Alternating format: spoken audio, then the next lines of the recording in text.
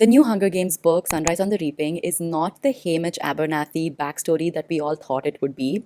It's actually a story about how propaganda is used for the few to control the many. One of the recurring themes in this book is why the districts continue to bow down to the capital, especially when the population of the districts outnumbers the population of the capital 4 is to 1.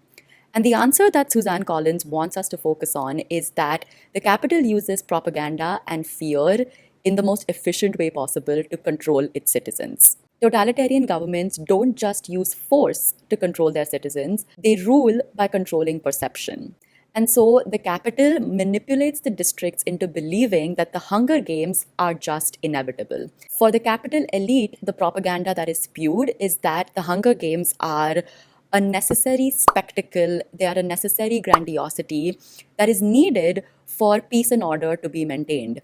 And so the capital must ensure that the Hunger Games look spectacular and that they look perfect. But the reality is that the games were actually messy, specifically Hamish's games. Hamish's games were filled with small acts of defiance that never made it to broadcast. These small acts of defiance were rewritten, they were erased, and the narrative was fully controlled by the capital. Why?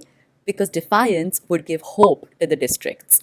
Defiance might also cause the capital elite to question the brutality of the games. Defiance would showcase the capital's weakness, and the capital cannot allow that because they need to drill down the fact that the Hunger Games cannot be stopped. This is how it always was, and this is how it will always be.